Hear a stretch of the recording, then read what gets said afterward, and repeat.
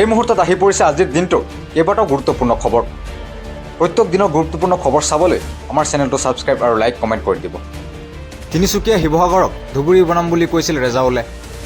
উজনি অসম ৰেজাউল চৰকাৰৰ বাপেকৰ সম্পত্তি নহয়। শীঘ্ৰেই ৰেজাউল কৰিম চৰকাৰে ক্ষমা নুখুজিলে বীৰ লাচিত সেনাই ব্যৱস্থা ল'ব। ৰেজাউল কৰিম চৰকাৰক উদ্দেশ্যে শৃংখল চলিহাৰ মন্তব্য। ৰেজাউলক অতি শীঘ্ৰেই ক্ষমা খোজাৰ দাবী। ক্ষমা নুখুজিলে বীৰ লাচিত সেনাই নিজেই ব্যৱস্থা ল'ব। আজিৰ দ্বিতীয়টো গুৰুত্বপূৰ্ণ খবৰ হৈছে প্ৰথম পৰ্যায়ত 479 কোটি টকা ব্যয় সাপেক্ষে উত্তৰ গুৱাহাটীৰ ৰং মহলত গুৱাহাটী উচ্চ ন্যায়ালয়ৰ নতুন ভৱনৰ শিলান্যাস সম্পন্ন। মুখ্যমন্ত্ৰী কেন্দ্ৰীয় মন্ত্ৰীৰ উপস্থিতিত দেশৰ মুখ্য ন্যায়াধীশে শিলান্যাস কৰিলে বৃহৎ প্ৰকল্পটিৰ। কংগ্ৰেছী হ'ল ৰেজাউল কৰিম চৰকাৰ। কংগ্ৰেছত যোগদান ৰেজাউল কৰিম চৰকাৰৰ। গৌৰৱ গগৈৰ উপস্থিতিত কংগ্ৰেছত যোগদান আমচুৰ প্ৰাক্তন সভাপতিগৰাকীৰ।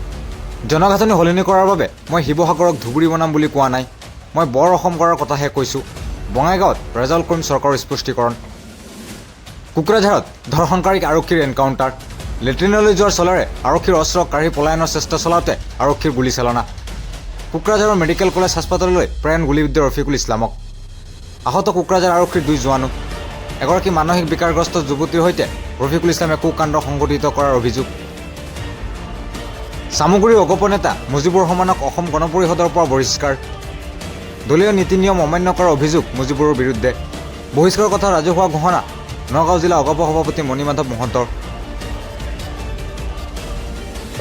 ৰেজাউল কৰিম চৰকাৰৰ বাপেকৰ সম্পত্তি নহয় উজনি অসম আৰু এই কথাত যদি অতি শীঘ্ৰে মাফ নোখোজে ৰেজাউল কৰিম চৰকাৰে, তেতিয়াহ'লে বীৰ লাচিত সেনা ষ্টাইলত ব্যৱস্থা ল'ব। শিৱসাগৰখন ধুবুৰী বনাব, তাৰ বাপেকৰ শিৱসাগৰ নি? এই কথা বতৰাবোৰ নচলিব। কাক ধমকি দিছে সি? এইফালে আমাৰ মানে খিলঞ্জীয়া মানুহবিলাক এনেই জীয়াই আছো আমি, ৰেজাউল কৰিম চৰকাৰ ধমকি খাবলৈ জীয়াই আছো।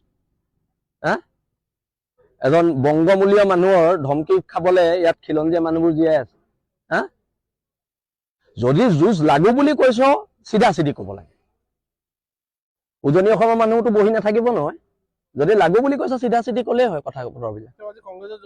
ক'ত যোগদান কৰিছে সেইটো কথা আমাৰ কাৰণে মেটাৰ নকৰে, কিন্তু যদি কোনোবা ৰাজনৈতিক দলৰ সভাত কৈছে সেই ৰাজনৈতিক দলটোৱে ৰাজহুৱাভাৱে ক্ষমা খুজিব লাগিব, তেওঁক বহিষ্কাৰ কৰিব লাগিব, নহ'লে এইটো এখন বেলেগ হ'ব। আৰু এইটো কোনো অস্বাভাৱিক বস্তু নহয়। আমচু বোলা বস্তুটোতো কংগ্ৰেছতে যাব, এতিয়া আমচু কংগ্ৰেছত নাযায় বেলেগত যাব নেকি? এইটো এটা স্বাভাৱিক কথা, এইটো কোনো অস্বাভাৱিক নহয়। গোটেই বস্তুটো এনেকুৱা যে কংগ্ৰেছ, UDF, লুৰিনৰ পাৰ্টি, অখিলৰ পাৰ্টি, এই গোটেইবিলাক এটাই বস্তু। ইয়াত কোনো বেলেগ বস্তু নহয়, ইয়াত একেটাই বস্তু, একেটা বটলতে থাকে, মাত্ৰ বেলেগ বেলেগকে ওলাই। অসমৰ কাৰণে দুৰ্ভাগ্য এইটোৱে যে আমচুৰ সভাপতিও অসমীয়া মানুহক এটা দম দিব পৰা হ'ল। চাওকচোন কিমান দুখৰ কথা। অসমৰ কাৰণে দুৰ্ভাগ্য, আমাৰ দৰে মানুহৰ কাৰণে দুৰ্ভাগ্য যে আমচুৰ সভাপতিয়ে এটা অসমৰ ৰাজনীতিৰ ওপৰত কথা ক'ব আৰু আমি অসমীয়া মানুহে শুনিব লাগিব। কিমান দুখৰ কথা চাওক।